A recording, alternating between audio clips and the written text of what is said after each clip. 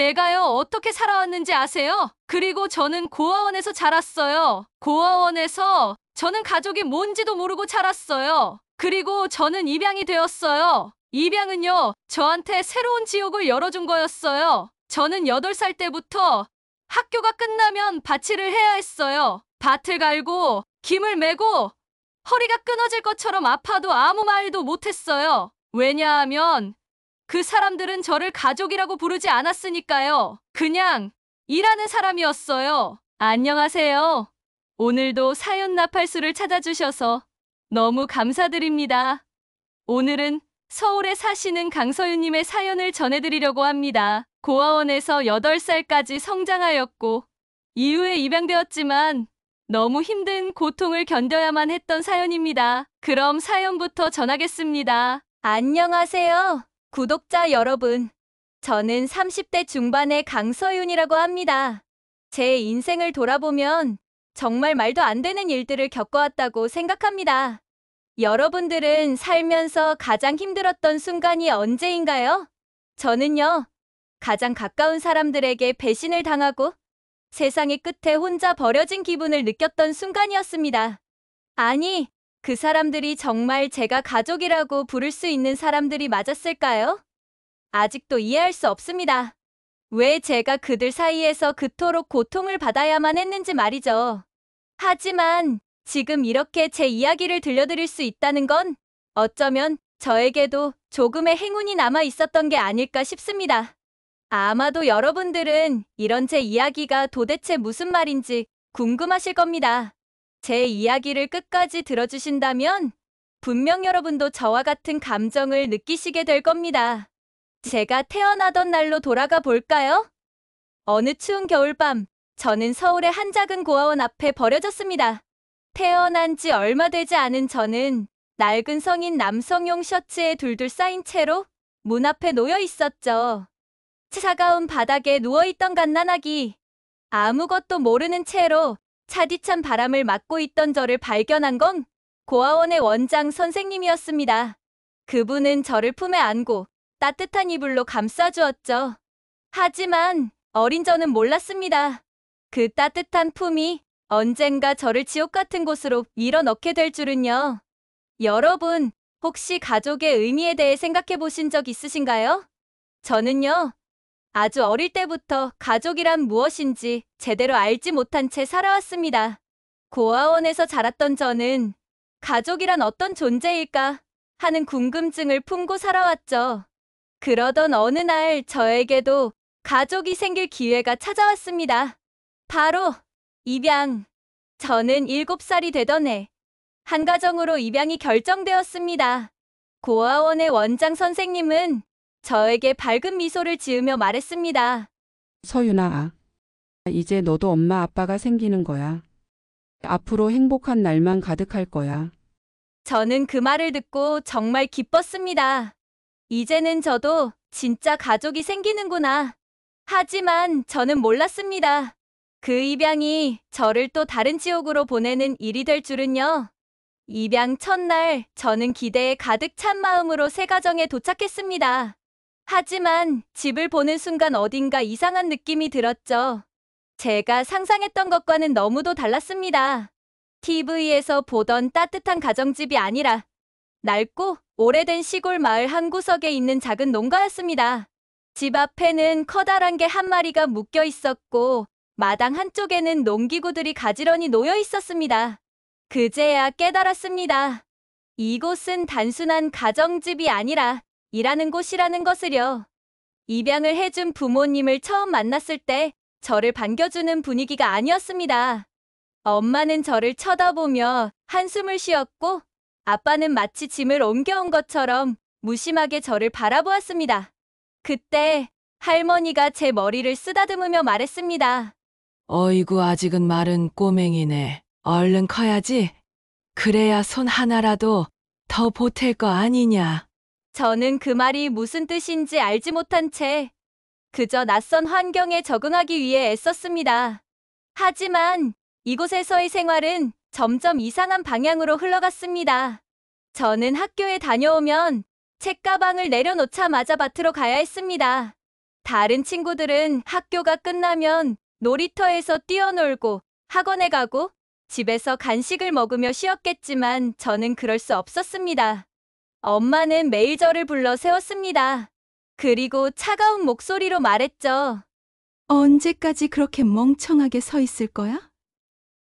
손 하나라도 빨리 움직여야지. 이 집에서 공짜로 밥 먹을 생각이면 아주 큰 착각하지 마. 그때부터 저는 어린 나이에 일이라는 것을 배웠습니다. 손바닥이 갈라지고 몸이 녹초가 될 때까지 밭에서 일해야 했습니다. 하지만 아무리 열심히 해도 부모님의 태도는 변하지 않았습니다. 아니, 오히려 더 심해졌습니다. 너는 우리가 걷어줬으니까 우리 말 잘 들어야 해. 그게 고아 주제의 최소한의 도리라는 걸 알아야지.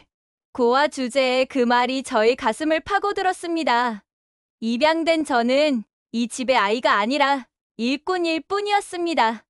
8살이 되던 해 저는 처음으로 고아원으로 돌아가고 싶다는 생각을 했습니다. 그때 저는 너무나 어리석었습니다. 고아원으로 돌아가면 모든 게 나아질 거라고 생각했으니까요. 그렇게 울면서 부모님께 제발 저를 다시 돌려보내 달라고 했습니다. 하지만 돌아온 것은 부모님의 위로가 아닌 할머니의 차가운 손바닥이었습니다. 이 망할 년이 어디서 그딴 말을 해? 우리 집에서 살고 싶지 않으면 당장 나가. 길거리에서 굶어 죽어봐야 정신을 차리지.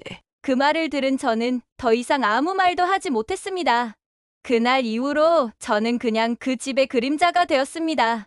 밥을 먹을 때도, 일을 할 때도, 잘 때도 그저 조용히 들키지 않게 살아가는 법을 배웠습니다.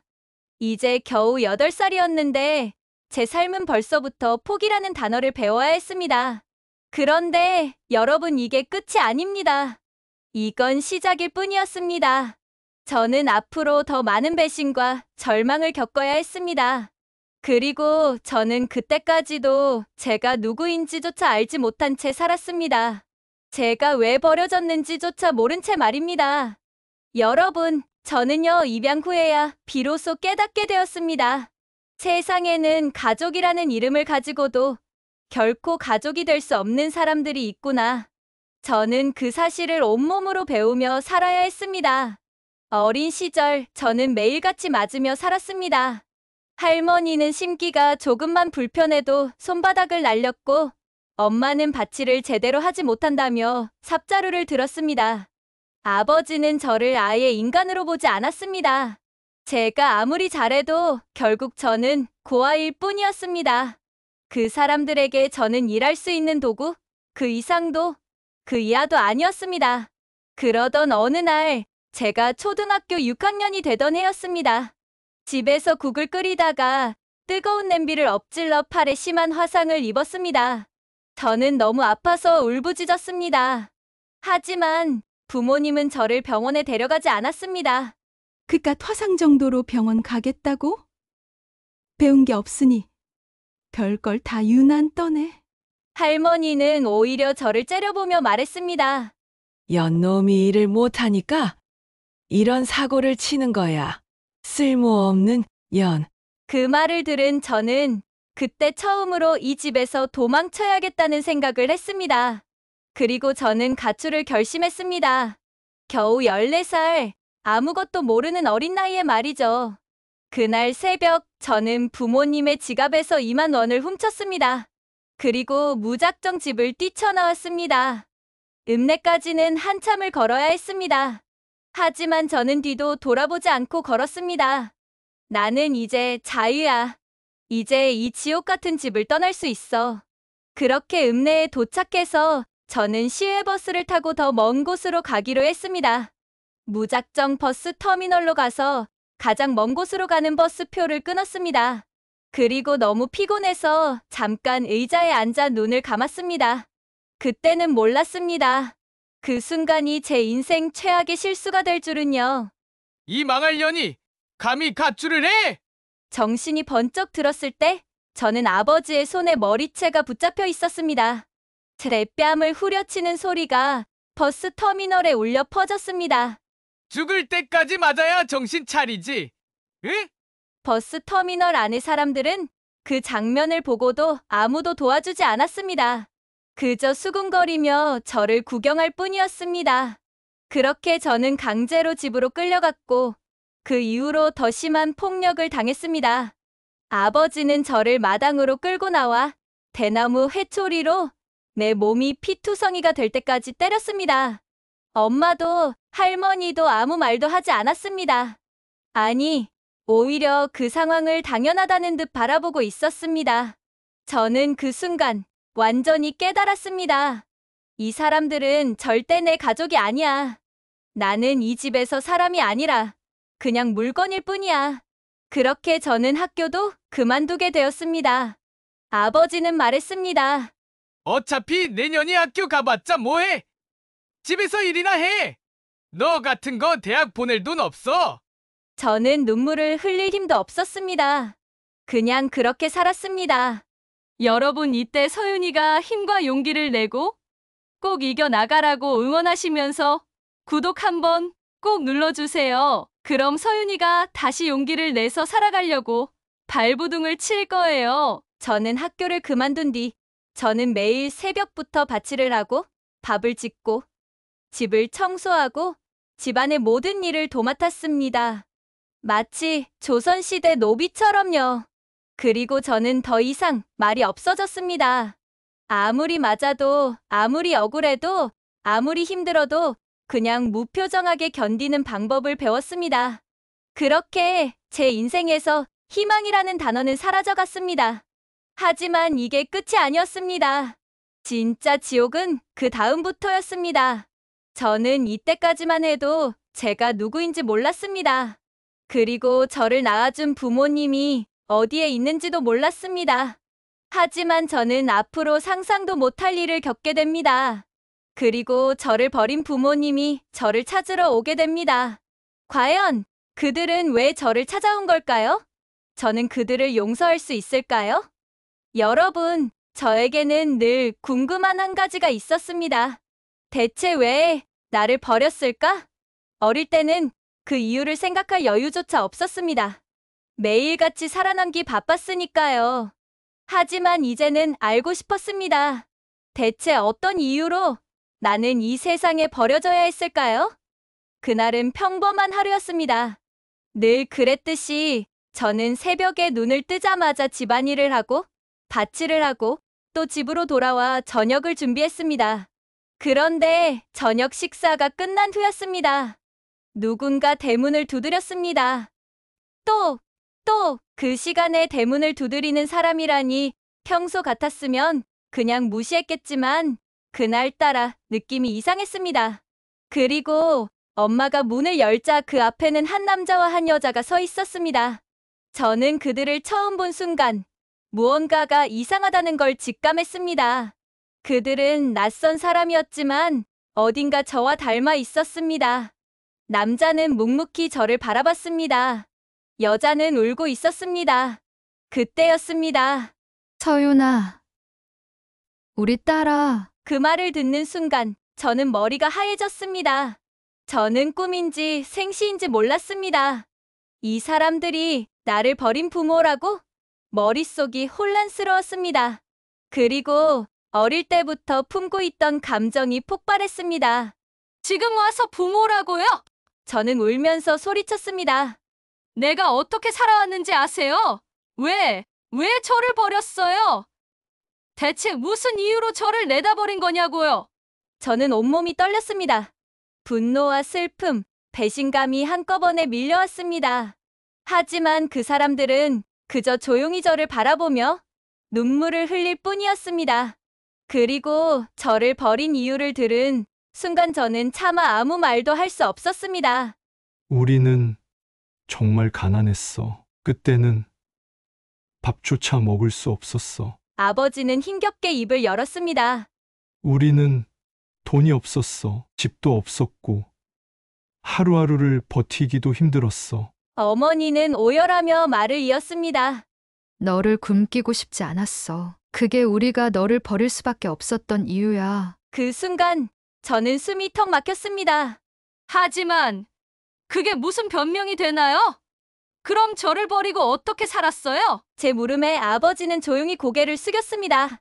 너를 버린 후 우리는 절대 다시는 이렇게 살지 않겠다고 다짐했어. 어떻게든 다시 널 찾을 수 있도록 돈을 벌기로 했어. 처음에는 중국에서 작은 보따리 장사를 시작했어. 어렵고 힘든 날들이었지만 우리는 이를 악물고 버텼어. 그러다 좋은 사람을 만나 무역업을 배웠고 조금씩 사업을 키울 수 있었어. 그리고 지금은 아버지는 잠시 말을 멈췄습니다. 그리고 이어진 한마디. 우리는 지금 국제무역회사를 운영하고 있어. 저는 귀를 의심했습니다. 무역회사요? 그들이 지금 하는 사업은 그저 작은 가게가 아니었습니다. 그들은 이제 엄청난 부를 가진 기업가가 되어 있었습니다. 어떻게 이런 일이 가능할까요? 버려진 아이는 가난 속에서 처절하게 살아왔는데 그 부모는 이제 수백억을 버는 부자가 되어 있다니요.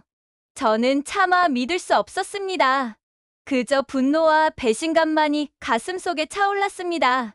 지금 와서 날 찾은 이유가 뭐예요? 저는 차가운 목소리로 물었습니다.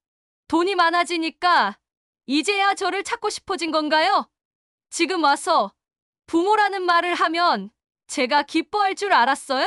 저는 참을 수 없었습니다. 눈물이 멈추지 않았습니다. 그들은 나를 버렸다. 나는 그때부터 지옥을 살았는데 이제 와서 무슨 부모라고? 하지만 부모님은 제 앞에서 무릎을 꿇었습니다.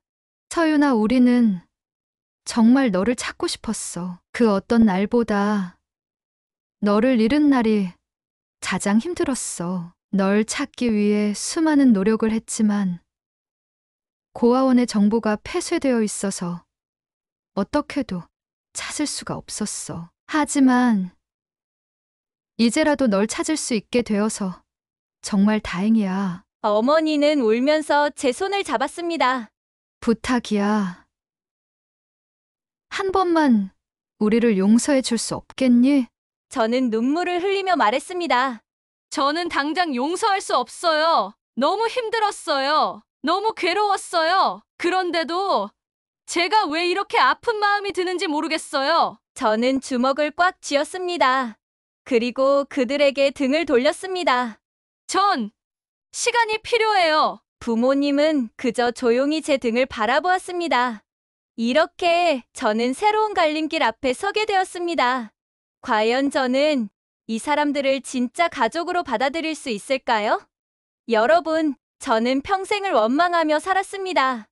제가 버려졌다는 사실이 너무 괴로웠고, 그렇게 버려진 채 지옥 같은 삶을 살아야 했다는 것이 억울했습니다. 그런데 제가 살아남아 버틴 그 시간 동안 부모님도 어딘가에서 저를 찾고 있었다는 사실을 알게 되었습니다. 하지만 그렇다고 해서 이 모든 아픔이 사라지는 건 아니었습니다. 저는 부모님을 쉽게 용서할 수 없었습니다. 아니, 어쩌면 평생 용서하지 못할 수도 있겠다는 생각도 들었습니다. 그 후 저는 부모님과 만나지 않았습니다. 부모님은 몇 번이고 저를 찾아오셨지만 저는 그들을 볼 마음의 준비가 되지 않았습니다. 하지만 그럼에도 불구하고 제 마음속 한편에서는 복잡한 감정들이 계속해서 요동치고 있었습니다. 이제라도 가족이 될 수 있을까? 아니야. 난 너무 많이 상처받았어. 하지만 부모님도 그동안 힘들었을 텐데 저는 오랜 고민 끝에 한 가지 결심을 했습니다. 이대로는 안 되겠어. 이대로 계속 도망치듯 살아갈 순 없어. 그리고 저는 부모님을 다시 만나기로 했습니다. 부모님을 다시 만나는 날, 저는 처음부터 마음을 열 생각이 없었습니다. 너무 많은 시간을 혼자서 견뎌왔고, 너무 많은 아픔 속에서 살아왔으니까요.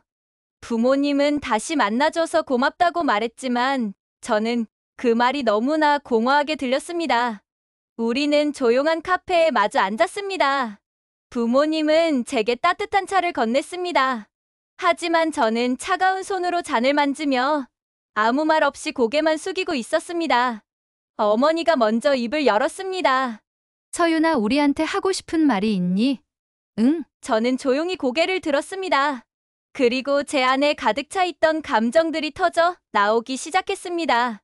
하고 싶은 말이요? 제 목소리는 떨렸습니다. 눈물이 차오르는 걸 느꼈지만 참지 않았습니다. 저는 지금 이 순간만큼은 솔직해지고 싶었습니다. 어머니, 아버지, 저는요 살아남으려고 했어요. 그냥 살아있기 위해서요. 부모님은 저를 놀란 눈으로 바라보았습니다.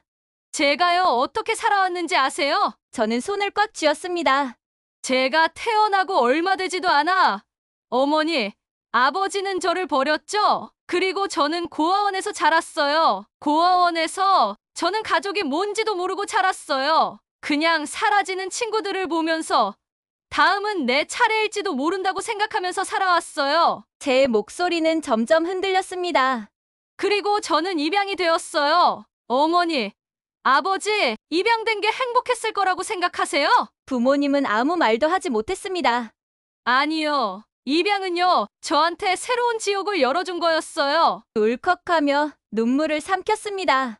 저는 8살 때부터 학교가 끝나면 밭일을 해야 했어요. 제 또래 친구들은 놀이터에서 뛰어놀고 엄마가 챙겨준 간식을 먹으면서 집에서 쉬었겠죠. 하지만 저는 그럴 수 없었어요. 학교가 끝나면 저는 삽을 들었어요. 밭을 갈고 김을 메고 허리가 끊어질 것처럼 아파도 아무 말도 못했어요. 왜냐하면 그 사람들은 저를 가족이라고 부르지 않았으니까요. 저는 고아였어요. 그 집에서요. 그냥 일하는 사람이었어요. 저는 부모님을 바라보았습니다.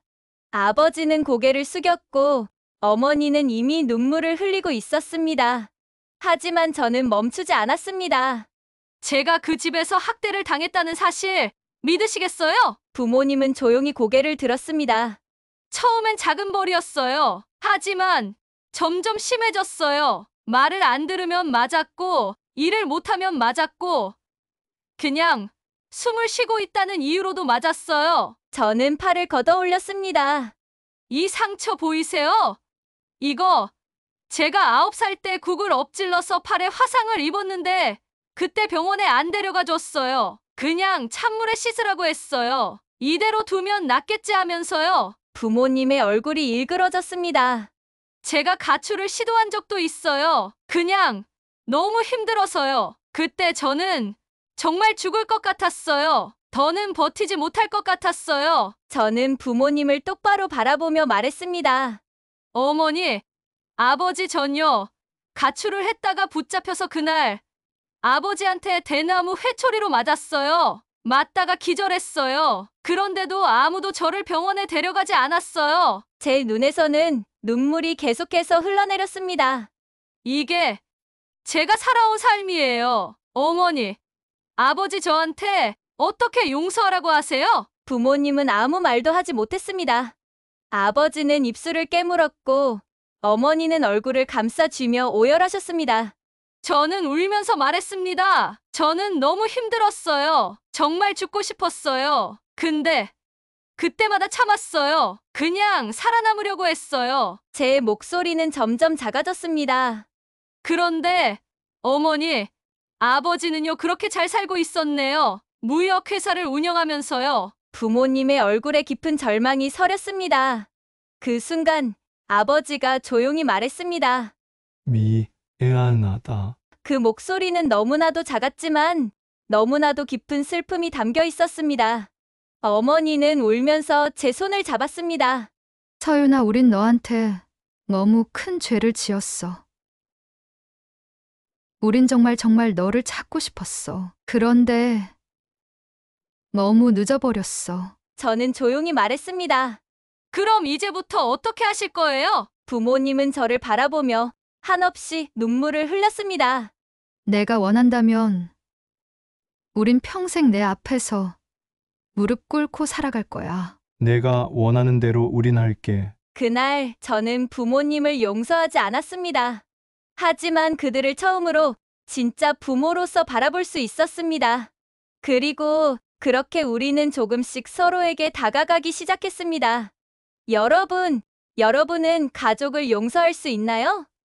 가족이라는 이유로 받은 상처, 그 깊은 아픔을 그냥 쉽게 지울 수 있을까요? 저는 절대 그럴 수 없다고 생각했습니다. 하지만 그런 제가 변하기 시작했습니다. 그날 이후 부모님은 변했습니다. 그들은 저를 억지로 받아주길 바라지 않았습니다. 그저 조용히 기다려 주었습니다. 아버지는 매일 밤 저에게 메시지를 보냈습니다. 서윤아, 오늘도 잘 지냈니? 너에게 줄 작은 선물을 준비했는데 내가 받아줬으면 좋겠어. 하지만 저는 답장을 보내지 않았습니다. 어머니는 제가 좋아할 만한 음식을 준비해서 보내주셨습니다.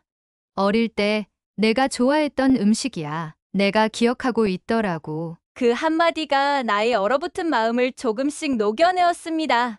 부모님은 조급해하지 않았습니다.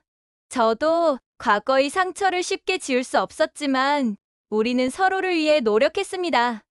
이제야 저는 정말로 가족이 무엇인지 배우기 시작했습니다. 처음에는 부모님과 함께 밥을 먹는 것조차 어색했습니다. 숟가락을 드는 순간 예전의 기억이 떠올랐습니다. 밥을 먹는 것도 사치라고 했던 친정에서의 시간들 하지만 이제는 누구도 저에게 왜 그렇게 먹냐고 소리치지 않았습니다. 어머니는 제가 좋아하는 반찬을 챙겨주었고 아버지는 조용히 제 앞에 반찬을 밀어주셨습니다. 그 조용한 배려가 저는 너무나 낯설고도 따뜻했습니다. 그리고 부모님은 회사에서 저를 도와주려고 했습니다. 서윤아, 내가 원하는 대로 하면 돼. 혹시라도 부담되면 천천히 해도 좋아. 하지만 저는 부모님에게 기대지 않기로 결심했습니다. 아니요. 전 제 힘으로 성장하고 싶어요. 이제 제 인생을 제가 만들 거예요. 부모님은 아무 말 없이 저를 바라보다가 조용히 고개를 끄덕였습니다. 그래, 너라면 분명 해낼 수 있을 거야. 저는 부모님의 회사를 돕는 대신 새로운 길을 찾기로 했습니다. 저는 공부를 시작했습니다. 배운 것이 없던 저는 처음엔 작은 일부터 시작해야 했습니다. 어렵고 힘든 시간이었지만 이번엔 도망치지 않았습니다. 왜냐하면 이제 저는 더 이상 어린아이가 아니었으니까요. 저는 제 인생을 제 손으로 바꿔 나갔습니다. 몇 년이 흐른 후 저는 작은 회사를 차렸습니다. 비록 크진 않았지만 제가 직접 만든 회사였습니다. 제 손으로 만든 저만의 세계였습니다. 그리고 그곳에서 저는 부모님을 다시 만났습니다. 서윤아, 우리 도와줄까? 아버지가 조용히 물었습니다. 저는 살짝 웃으며 말했습니다. 아니요. 이번엔 제가 부모님을 도울게요. 부모님은 아무 말 없이 저를 바라보았고 이내 미소를 지었습니다. 우리는 그렇게 진짜 가족이 되었습니다. 우리는 버려지지 않았다. 과거의 저는 늘 버려진 기분이었습니다. 하지만 이제는 아닙니다. 이제 저는 제 인생을 제 손으로 만들어가는 사람입니다.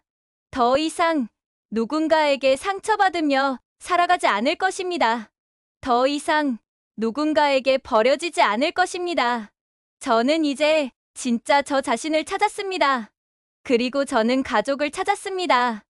여러분, 혹시 여러분도 살아가면서 포기하고 싶을 때가 있으신가요? 그렇다면 꼭 기억하세요. 우리는 어떤 순간에도 버려진 사람이 아닙니다. 감사합니다. 다음 영상은 더욱 재미있는 영상으로 여러분들을 찾아오겠습니다. 구독과 좋아요, 알림 설정은 무료로 할 수 있습니다. 더욱 흥미있는 사연으로 보답하겠습니다.